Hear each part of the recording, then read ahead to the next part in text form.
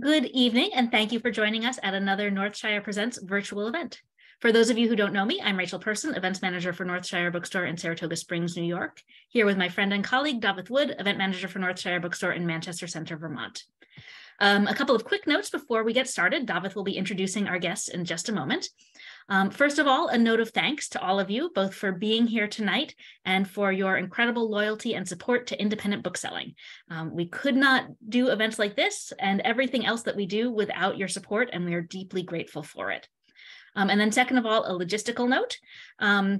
Throughout this evening, you can post questions for our authors into the Q&A box. You'll find that at the bottom of your screen, and you can put questions there at any time. We'll have time for questions at the end of the evening. We'll save them up, and Davith and I will pose them for you a little bit later on. So please make liberal use of that Q&A box, and if you want to say a quick hello, you can use the chat for that. So thank you so much for being here, and Davith, why don't you take it away and introduce our guest tonight? Thanks so much, Rachel. Well, it's my great pleasure to welcome Alex Kenna for her debut novel, What Meets the Eye, to your screens tonight. Alex is a prosecutor and an avid Sunday painter. She lives in LA with her husband, son, and their giant schnauzer. Reviewers have said that What Meets the Eye blurs the line between catharsis and crime in this gritty and nimble noir mystery with the sure hand of an old master, reminding us that truth often comes with a price tag much higher and deadlier than anything Sotheby's could ever hope to fetch at auction, and that Kenna drags the world of high art down into the muck of Los Angeles's criminal underbelly, that What Meets the Eye signals a master in the making. And we are lucky to be joined tonight by the book's editor, longtime friend of Northshire, Sara J. Henry, author of Learning to Swim and A Cold and Lonely Place. Please join me in welcoming to Northshire, Sara J. Henry and Alex Kenna. Thank you for having us. Hey, I realized I should have had my kid sign on another computer, and then he could be like clapping in the background. So it's strange to talk without an audience, and now they've disappeared and become books, which is kind of weird. So I'm sure there are people listening. We can't see or hear them. So there's so many places I could start. One thing that just occurred to me, I saw I think you queried Cold. I don't know how many authors in the audience or writers that are not yet published, but you went through our what we call slush pile, which is unagented, and I and a friend I worked with at the time tend to scan that, and then so it came across my desk, and I think I responded pretty fast. One thing I wonder about is how different this manuscript you submitted was from like previous iterations. Like, had you worked on it a long time, or I know you write fast. I do write fast. I think I had made I think the first chapter has changed a lot. I think I've made more changes since I've kind of went through the editing process here, but I definitely I don't think it changed too much during in between submitting to agents in different places. It was kind of the final form. I can remember because we always do for submissions, we get other people reading it, and I remember that on the person who read it, we just kind of agreed it does not read like a debut novel, and it really doesn't. I mean, it's very polished writing. One thing that struck me was, and I think it works, for some books it doesn't, is the switching around in time and place, which I know can confuse readers a bit, but I can't remember now if we've labeled the chapters with the person's name, I guess. Yeah, person's name and date. So that, one question is, how are people reacting to the book? People have been reacting really positively. One thing that surprised me is I guess my book has a lot of different perspectives. The main one is this as the sleuth, but there's also several chapters from the victim's perspective, who's, she's not a psychopath, but she's not the most sympathetic character. I've had a lot of close friends who read those chapters and they say, "Oh, she sounds just like you," and I'm like, she's a terrible person. So that's been a little bit of a surprise. Yeah, because she does some pretty wacky things. Now, as the book goes on, you learn that there is method behind her madness, so to speak. Like, I mean, her values are good, but she's pretty out there. She's definitely pretty out there. And I think that's one of the reasons I wanted to have I wanted to have some chapters from her perspective, because I didn't want her to just be kind of the cliche, beautiful, crazy artist who's kind of a, you know, manic pixie dream girl. Like, I wanted her to kind of be fleshed out and have motives and interests. And, you know, she's not, she's not very sympathetic, but she also, you know, she has a strong sense of justice. And I think, you know, that doesn't necessarily serve her all that well in the end. But yeah, I definitely wanted to kind of flesh her out and make her multidimensional. I'm not sure how many books I've read that start with a chapter about the dead person, but it works. And I really liked it. And I was just trying to think how much during the editing process. I mean, I don't think there was a lot of moving around. I think there were places where I was like, okay, yes, let's get people to like the main character the main character, Kate, before we kind of know some of her less desirable qualities. And I think maybe a little bit about maybe one of the scenes, I'm like, wait, why would they do this? And questions, but I don't honestly remember. There was not a lot. It wasn't an enormous amount of editing. It was mostly tweaking. It wasn't like, no, this can't happen, or this is really, get rid of this person, or so. Yeah, I think there was a lot of for Kate, the main character, because she's kind of been through the ringer. She's had some bad life experiences, and she's not really at her finest when the book picks up. But definitely in the editing phase, there was a sense of showing her finer qualities on the earlier side, so that the reader gets a sense of her as a person before introducing all her demons. So that was, I think, a big one. That we talked about in the editing phase, and giving Margot more of a voice, because the original first chapter was somebody finding her body, and that was not a major character. So I think it worked as a scene, but it didn't necessarily work as part of the book, because the person who finds her doesn't have a very significant role. So that was a major change, I think. And then we talked about, I think, elaborating a little bit on Margot. So I remember adding one chapter about where she's kind of going through the process of making her art and thinking about art.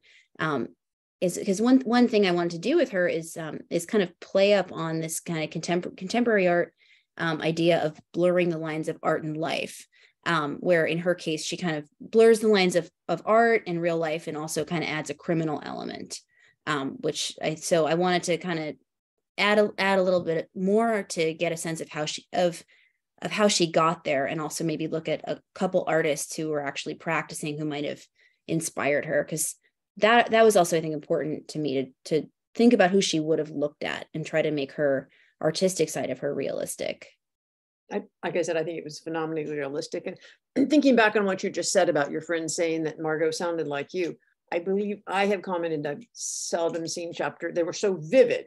I mean, there's one thing about those chapters were incredibly vivid. And I've had other people, sometimes it's more comfortable writing a particular character than writing, kind of Kate with her day-to-day things. And let's talk about your main character a little bit. I know people like to know, where did you get the idea? Did you always think about writing about a PI?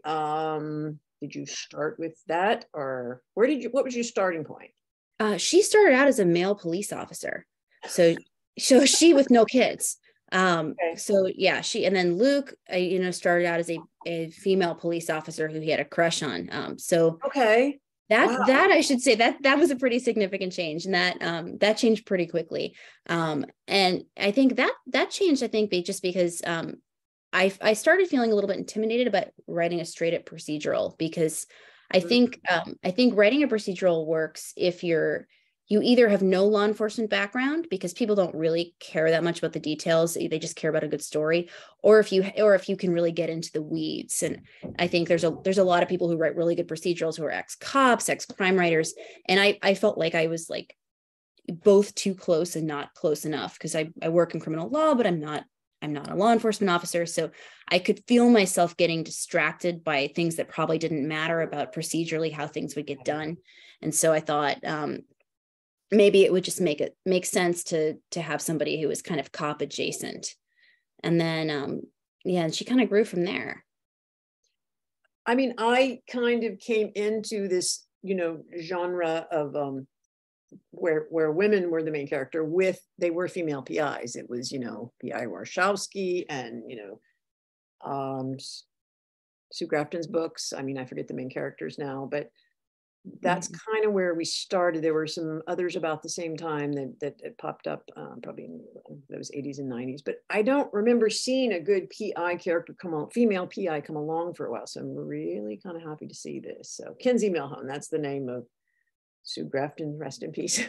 Yeah, I remember reading A's for Alibi when I was a kid. Like my dad used to sell first editions like a million years ago, and I remember being fascinated because he had found this first edition copy of A's for Alibi, and he wouldn't let me touch that one, but I ended up with a different copy, and it was kind of, I think I probably read it when I was probably a little young, but it kind of stood out to me as a character, as I liked her kind of edge and her grit, and how unglamorous she was, which I think was even just, having super short hair and not caring about clothes.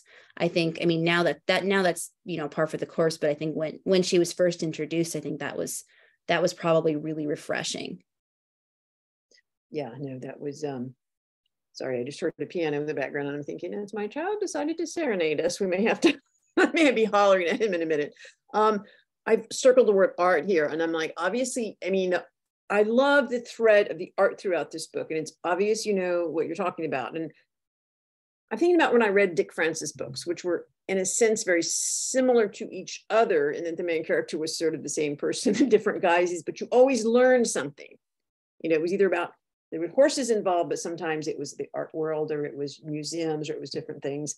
And I feel your book is like that in that respect, is that we all learn something about art. Now, I believe you have sort of an art background. You talked about being a failed artist, I think, and whether no, art's it's kind of the family obsession, to be honest. Like my grandmother was really interested in art, but it wasn't really something that you could make a career, especially as a woman back in the day. But I grew up near my kind of delightfully evil French grandmother, and she would take me to the museum all the time, and she would kind of loudly whisper about how everything was terrible. Like her highest compliment was something was not totally nul, because everything else was totally null. But I grew up in DC by the Smithsonian, so I would go to the museum all the time. My mother's really into art. My aunt is a graphic designer and a working photographer, so it's kind of the family obsession. I mean, some families, I think everybody plays an instrument, which I've always been in awe of, and that's kind of our version of it. And then I studied painting and art history in college, and then after college, I briefly worked in a gallery, but which in some ways was an education for this book, because I was fortunate and unfortunate enough to work in a gallery right as the economy imploded in 2008. So I was 23, I had 1 month and I made all this money. And then the next month, I made nothing and everyone was getting fired. But I got to see people at their worst, which is, and I remember at the time thinking wow, everyone's turning into a literary character, because, people don't behave very well when, all of a sudden nobody's making money and there's other money and there's no money to be made. So yeah, I initially thought I was going to be doing something in that world.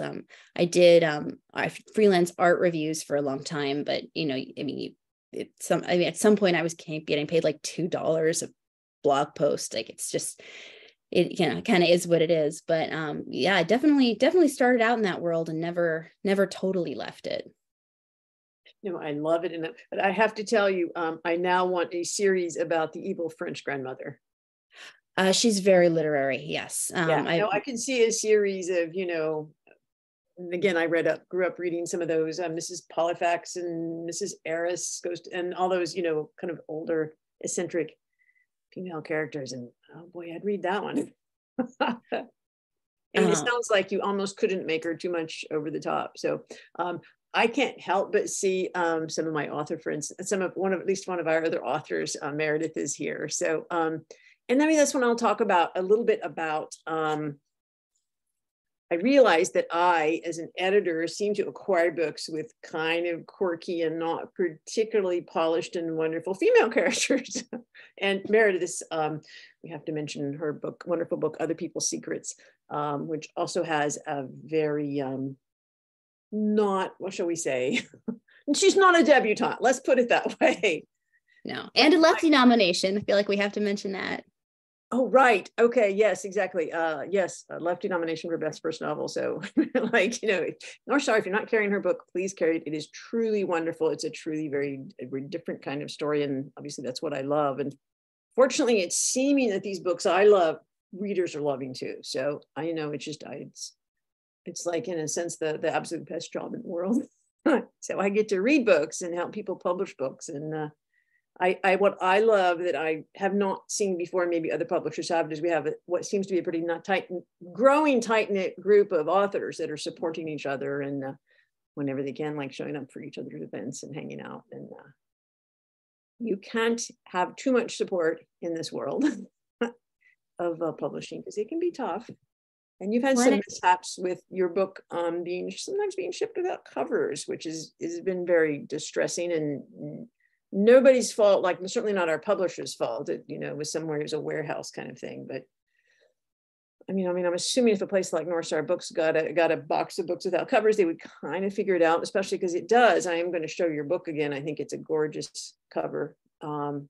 And it's probably totally me that I keep forgetting your book's title. I think I'm finally getting it now, because I tend to start writing it, What the Eye Sees. And I don't know if that's another book I read or it's just my interpretation. Yeah, maybe a future book, but maybe maybe yes, a series of them all starting with the word what. There you go, four words. No, my mother has banned me from titling anything else with what, because she says it's a cliche. So it's a cliche, but if it sells, who cares? Okay. Yeah, fair enough. And I'm yeah, all for, look at the Sue Grafton books. What a gimmick. A is for, B is for a gimmick. It worked. You found those books. That's true. John D. McDonald's books, the Travis McGee series, there was a color in every title. So, I'm all for gimmicks if they work. if the book behind it is good. But you are one of the lucky authors who got to keep your title. And sometimes that doesn't happen. So this is your original title. Now, am I allowed to talk about the pen name you originally chose? Oh no! I was like, what?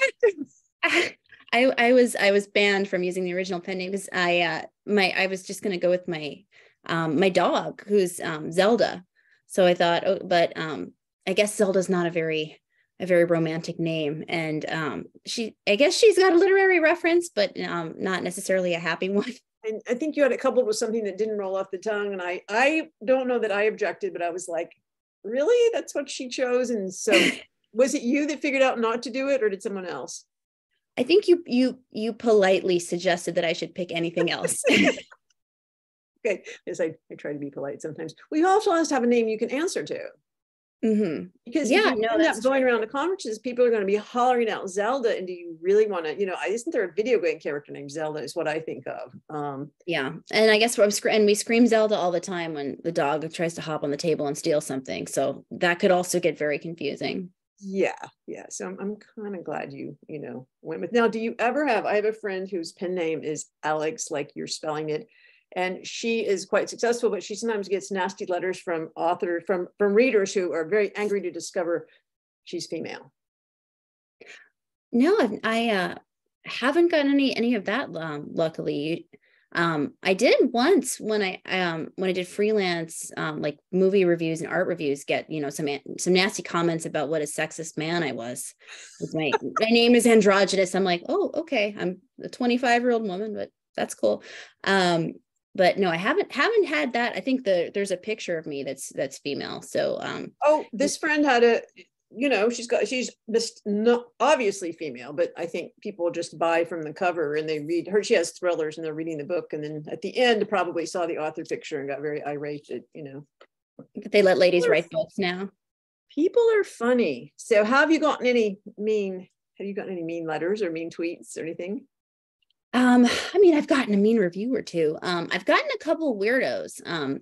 So I think, I think I've been very fortunate. Most of the people like on social media and contacting me have been really friendly, but then there's like, the guy whose whole profile picture is his own dingling over and over again. And so, he got blocked. And I'm like, okay. Like a chat request at 4 a.m. I'm starting to get, I was wondering like at what point you start getting like the like fake romance scam people contacting you. And I've learned that it's 37, because definitely gotten a few of those, but I haven't, nobody has like directly emailed me anything super malicious. If anything, it's more, you know, the kind of patronizing, like, oh, you look like, you know, you look so sweet or whatever. I'm like, okay, that's fine. But you know, I've been fortunate in that regard. I've gotten a few weirdos, but none especially malicious. That's great. Let's see. Let's look at my notes here. Oh, I love asking this, and I know your mother's quite a fan of yours, but do people you know, other than thinking you are Margot, the semi-psychopath, which is very odd, do people think, anyone you know, see themselves in the book and think they're in the book? I don't think anyone has said that. I've had a couple people ask me to make them characters. So I have a friend he's been pitching for me to put him in the next one. I've heard a lot though that a lot of people have told me that they think that Kate is very relatable. I think as somebody who feels kind of fleshed out and her flaws feel real. And so that was reassuring. Nobody has told me that they see themselves in Margot.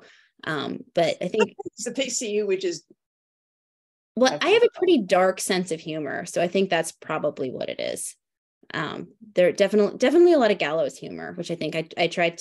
Margot was kind of fun to write because I could make her outrageous and ridiculous, and she was only going to be in a few chapters, so I didn't really have to worry about being over the top. Whereas, you know, Kate was somebody who the readers were going to have to stay with for most of a book, and if she's being, you know, being outrageous, and then it would have been much. Even I think in the preface, Margot makes some joke about, you know, blowing sailors for her supper, and one person we know like texted my husband, was like, are there going to be a lot of references in the book to blowing sailors? He's like, no, just occasional. So yeah, maybe I should have thought twice about being saucy in the preface, but you know, yeah, and maybe me too. But this was one of the first books I edited, I think. So I made, you know, it's so well written. One of our other authors who's listening, apparently there's a similar kind of reference in her book that I completely, you know, don't even remember. But yeah, people do apparently notice those things. And yeah, maybe we shouldn't have it. But also, I figure if you've got something iffy, this may sound awful, and gosh, I'm being recorded and people are going to quote me, but there's something iffy and you're not sure about it, put it in the prologue, because a lot of people skip the prologue. Well, that makes sense. Yeah. So if I've got a scene that I'm not crazy about, something I did not ask you, and it's kind of dark in here, I can't really look at something, but as I'm talking, maybe get in your mind, I should have had you pick out a little passage, you know, if you wanted to read, probably not the one we just spoke about. Fair enough. So just keep that in mind as I keep talking. And again, I do find this hard to do. I need to put like people's pictures around here. I actually realize how much I get from an audience speaking. So I should have like pasted people's faces around. So, but I do know some people are there because we're hearing from them. Okay. Goodness, I don't want to jump way ahead to next book because I haven't seen it yet, but I know you're planning more adventures for Kate. Yes. Finished I would say I finished the second draft, I would say, of the sequel. So I'm working on editing it again. But it's Kate, she comes back. It's a very different book. I think it's darker and a little more psychological. Hopefully that doesn't. I was just going to say, how could you be darker than Margot? Maybe more of that. Margot. I would say it's darker than Margot. Yeah. But it's also I think the number one complaint from like close friends who've read it is like, Kate needs to get laid. So I am not making any guarantees, but I've kept that in mind while drafting the sequel. Well, I'm sure we're all, you know, there's Luke, right? I mean, doesn't she is that his name? She has a thing for him. She does. She has a thing for him, but yeah. Well, true love cannot, you know, you can't match people up this early in a series, that's for sure. But no, I have a friend who's a screenwriter, and she kept finding like multiple people in What Meets the Eye who Kate could potentially have a love affair with. She's like, she could sleep with him in this chapter. I'm like, that's okay. That's kind of a small character, but. And we've talked about this off screen too, and I tend, especially with a debut novel, to I don't want to say make things vanilla, because your book is certainly not vanilla, but especially early on, kind of hold back on the F words and hold back on because I do find that readers turn off easily on things like that. And my theory is you can put that stuff later in the book once they're really hooked and they're invested in the character. It's like people keep watching a TV show long after it stopped being good because they're, invested in the characters. You've got some great characters here. Yeah, I'm thinking back through while I was editing it and reading it. Yeah, and that was definitely something that we talked about. I think, there are certain characters in there where they're just going to curse. I mean, Margot is one of them. Kate, I cleaned up her vocabulary a lot, but she's an ex-cop who's kind of been through the ringer. I mean, I feel like it was natural that sometimes things were she was gonna curse to some extent. But and I think there was one of the things we'd also talked about. I think there's another character that who's kind of a villain who had some pretty ugly talk, which I think would have been realistic, but we kind of clean that up because even if something's realistic, it doesn't necessarily add to the story. And you don't want people to necessarily have to read something that and feel accosted by it. So I think that was something that we had done in the editing process. From my experience in my first book, it might have had a few very mild expletives, but I actually got emails from people thanking me for having a book without foul language, and I think foul language is the F word and anything related. So in my second novel, there's a place where I know that's what a character would have said, and we could be all like, "Oh, let's," but I also knew I would lose readers, and and I literally had that. Instead, I have the character. I said the character said she cursed under her breath. So you and I know what she said, but but people don't see it. Grandma, not your grandma, probably, but somebody's sweet little grandma could think she just said, "Oh my goodness." So we make.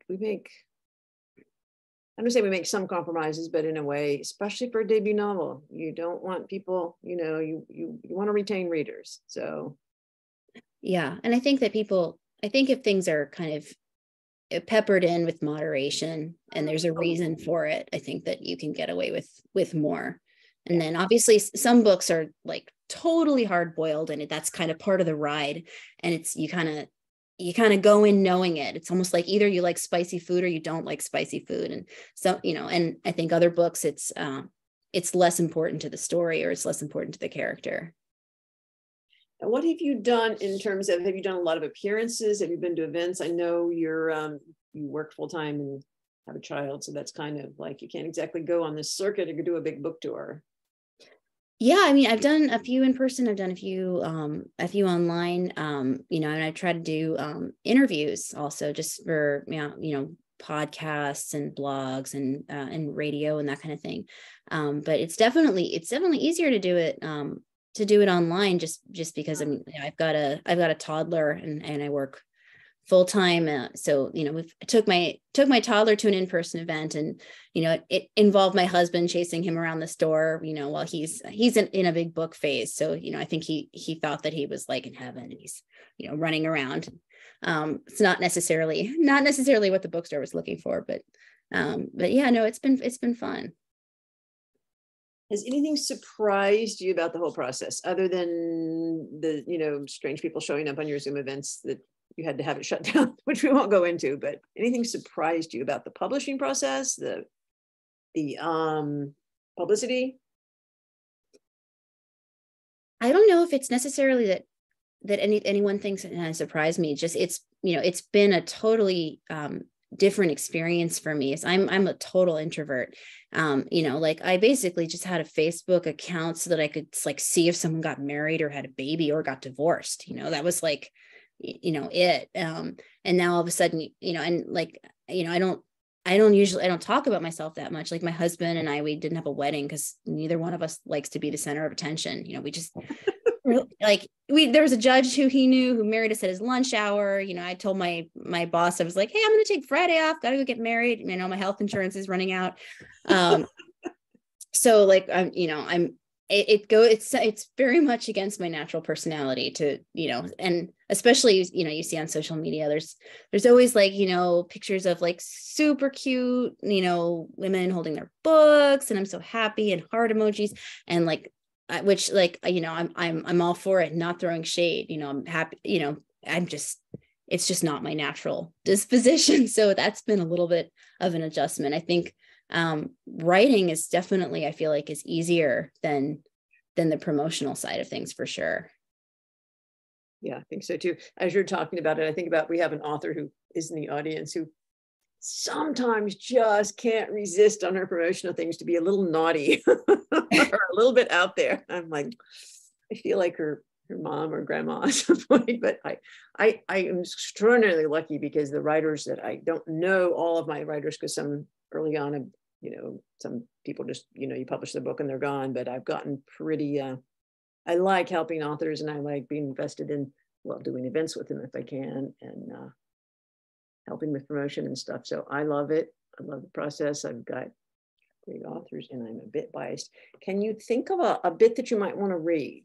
Did you, I should have warned you, but lots of times people pick out passages ahead of time, and I would say probably no more than a page. Or I don't know, I'm trying to look at that.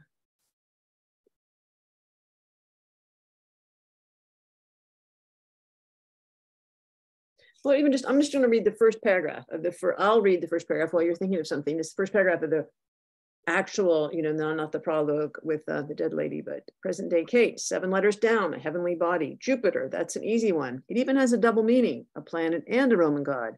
Crosswords try to be cute like that. It's one of the many discoveries I've made since the divorce. You pick up a lot when you have long stretches of alone time. Give me another 6 months and I'll have more hobbies than a Jane Austen heroine.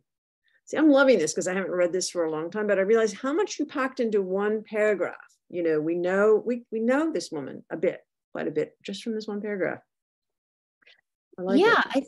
I think I wanted to I also kind of I was thinking about her. I wanted to give her a touch of ADD, and so that was and I wanted to kind of introduce that early, where she would be somebody who'd kind of have a lot of things going on, and her brain was pinballing a little bit.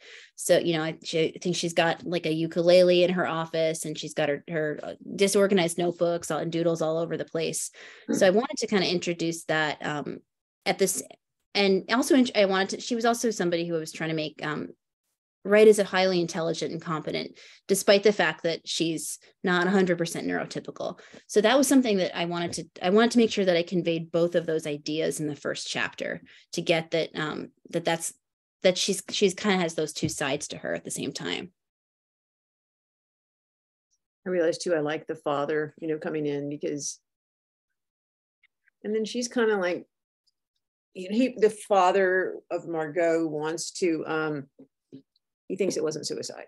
I'm not giving away a lot when I talk about that. And Kate's kind of like, it's always suicide when, but she sort of starts blowing him off, but then she doesn't, it shows a really kind side of her, that she's doesn't want to take advantage of him, but is listening to him and really wants to help him if she can.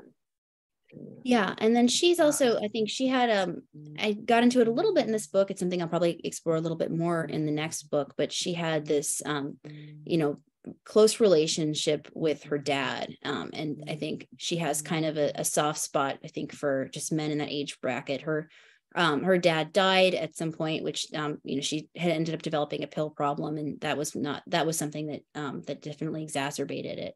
So I think when she sees, her dad was an ex-cop who doesn't show emotion a lot. So when she sees someone, this, the older guy from that generation who's, trying to keep it together, and he starts, kind of getting a sensitive side of things. And then she kind of can't help but take the case. I think that was another thing.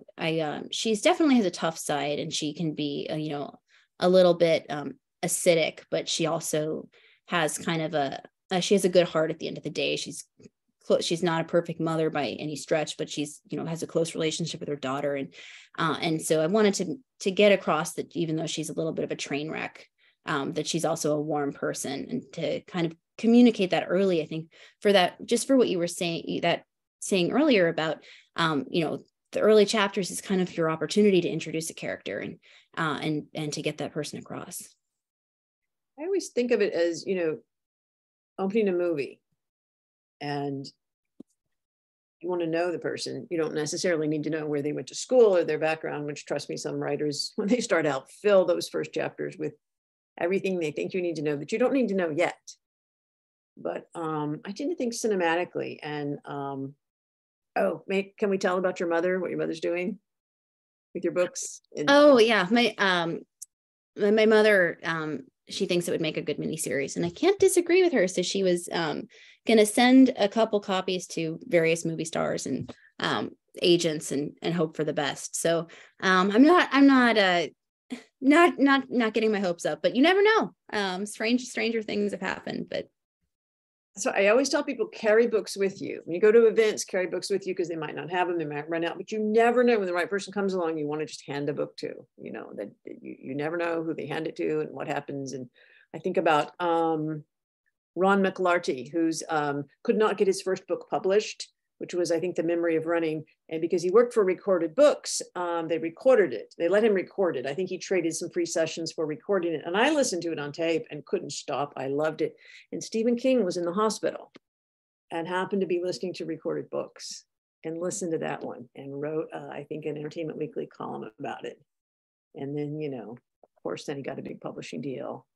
You just never know. Yeah, you never know what's new. I love that your mother is out there. Look, I don't know, looking at movie stars addresses, and hopefully she doesn't go crazy. There's another character for you. Go around and hand deliver them and knock on people's doors. And oh no, she's a very dignified person, but she might look up an agent or two and send a couple copies. And now I have all these copies without covers, so I've got nothing to do with them other than send them to movies. Well, can't you get them returned? I mean, that's what I would do. Yeah, no, or do they just say keep them and we'll send ones with covers?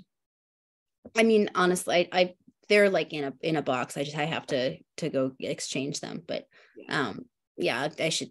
I remember when this first started happening, I ordered one online to see, and mine came with a cover, so but it seemed to be very sporadic, and it sounds like there's a few more boxes out there. So anyone, if you get this beautiful book without a cover, then it's like the plain brown wrapper, blue wrapper. It's supposed to come with a cover. But I've only heard of that happening from one distributor, and I haven't heard about that happening in any bookstore, obviously. Because if you, they would ship them back right away. They'd say, "Hey, or send me a bunch of covers." And right. Or notice. Yeah, I think bookstores. I think would notice. I think there's a large conglomerate that ships all different types of products, where I don't think maybe they are as familiar with the book business. Yeah, and like I said, I think people would notice a book did not have a cover. This is one of those things where I had a great question I wanted to ask, and boom, it just disappeared. So is there anything you wished I'd asked? Nothing that's coming to mind. Yeah, I know we talked about your next book. We talked about, I know what I want to ask about is, again, this is something I read on Twitter. I think that you have a book that never got published. Is that right? You have a novel in a drawer somewhere? I do have a novel in a drawer somewhere. I wrote it in 2018 and 2019. It's a political thriller about stealing an election. So my timing was less than ideal. So I actually think it's a good book. I think there's a parallel universe where I would love to revisit that, but I think that universe is not this one. No, it's like, it's like the movie Sniper coming out, about to come out right when there was the DC Sniper, and, just like, yeah, bad. Who knew?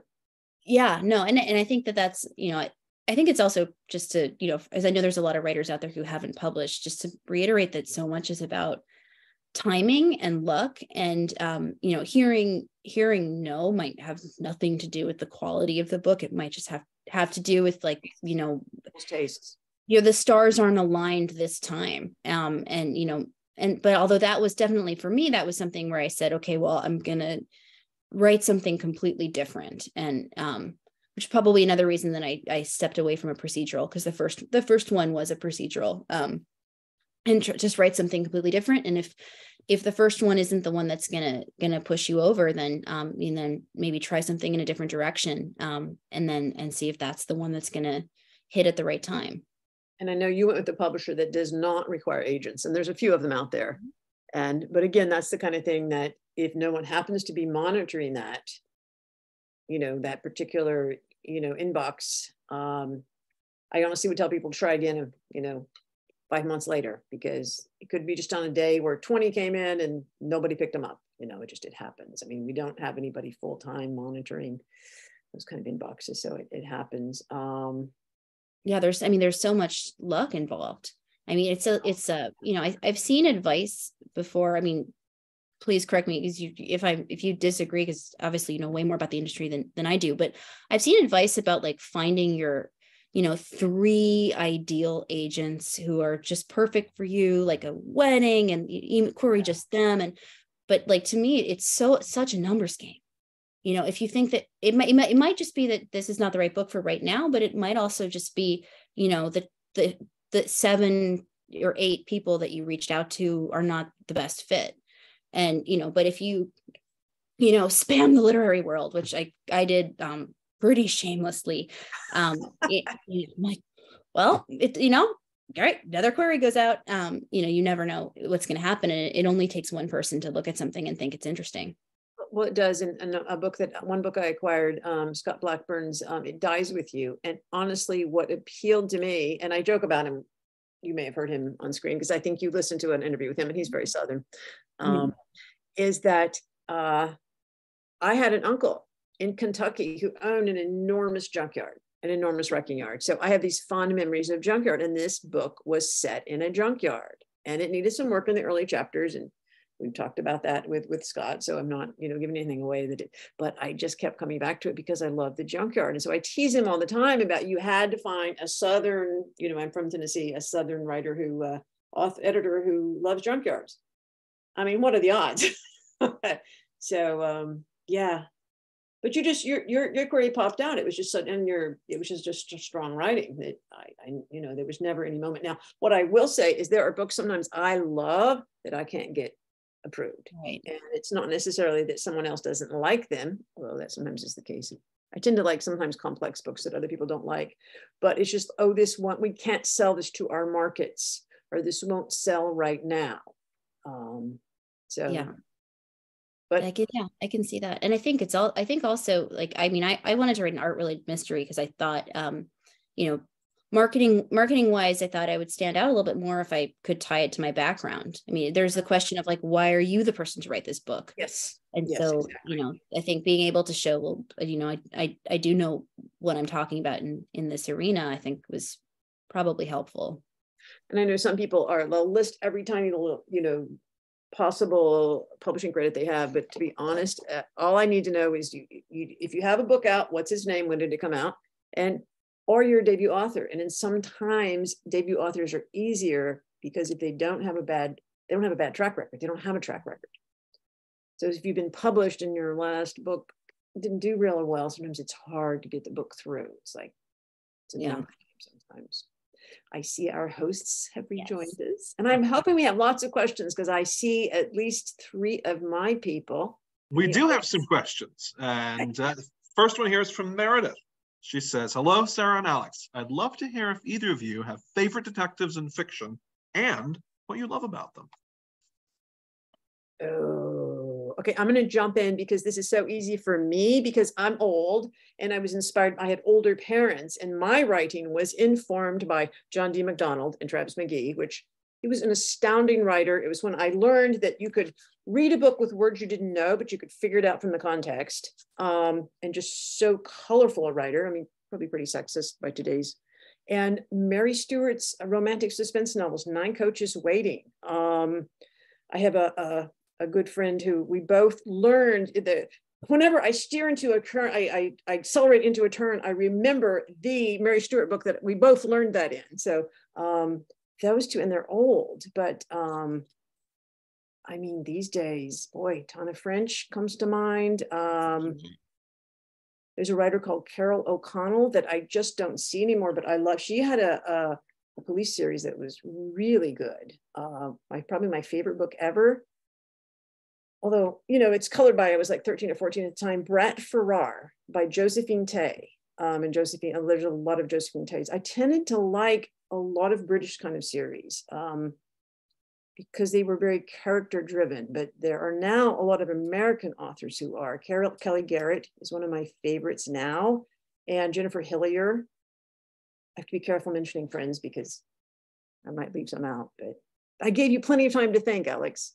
Yeah, I know Tana French. I think you mentioned her Dublin murder series. I think she has this.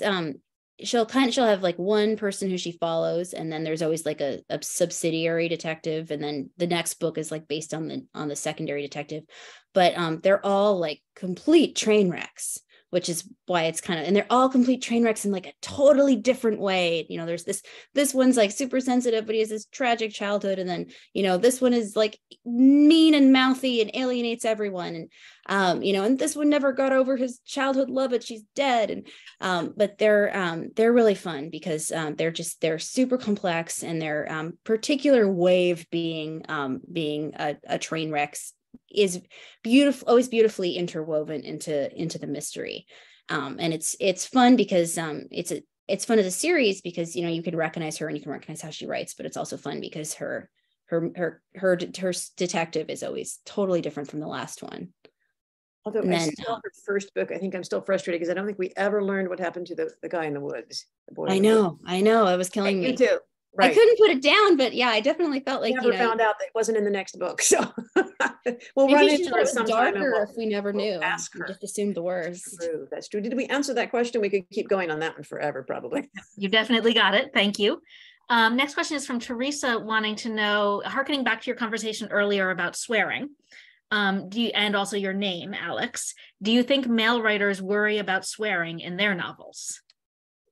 Probably less, I think.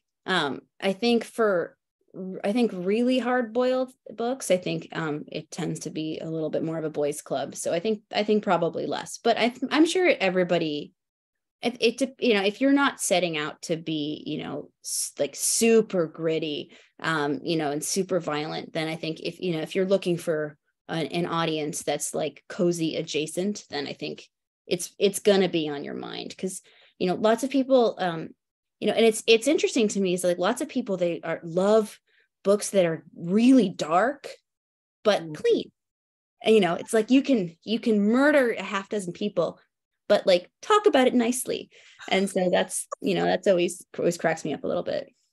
There's probably a German word for that subgenre that we don't know. Yeah, I'm sure there is. Teresa agrees, by the way. I'm thinking of Scott Blackburn's book, It Dies With You, the one in the junkyard. I now called Only Murders in the Building Set in a Junkyard because it's a trio of three people.